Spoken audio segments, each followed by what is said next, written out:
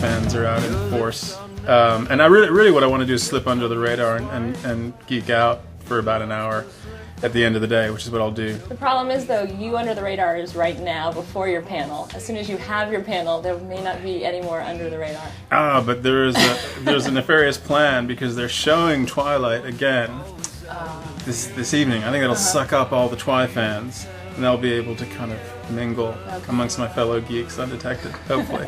Both Kristen and Rob, you guys talked about in the press conference how much you love New Moon, and that's your favorite book of the series. Can you tell us a little bit more why that's the one that really does it for you? For me, just because it was the most challenging. I mean,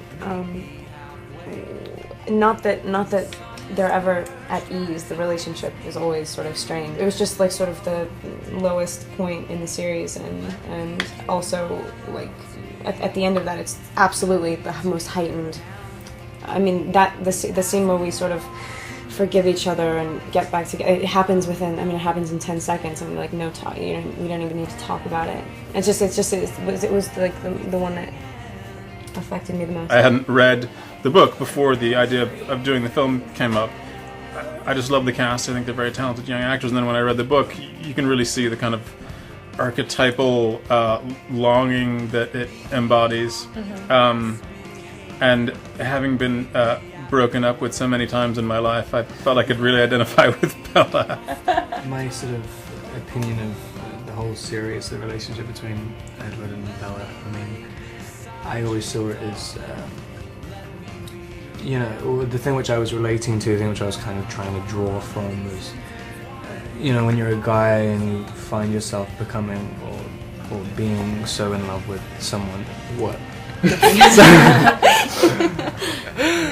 I'm just looking at you on a TV. You're on a roll. I think you should keep going.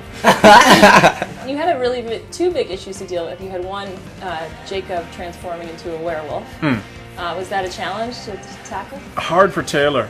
Really hard for Taylor to become a werewolf. So we eventually had to resort to computer effects. Okay. No, I mean the challenge with that is to get a special effect that isn't cheesy and that's elegantly done. And Phil Tippett Studios, Phil Tippett being a legend in the effects community, is handling it, and they're doing a beautiful job.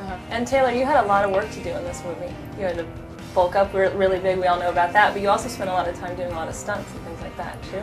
Yeah, it was a lot of fun. I actually, I almost got to do all of my own stunts. You tried, right? Which was fun. I got to do all of the dirt bike riding. There was so much of that, just kidding. No, but yeah, I got to like practice dirt bike riding and do that. I got to do a few other things. He like catapulted himself into a window. It was really impressive. It was fun. Yeah? Yeah, it was insane. Yeah. So it was something a stunt guy really actually should have done. You find yourself like in love with someone or something, and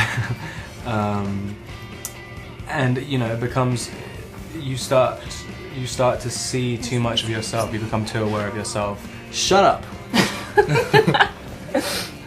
God.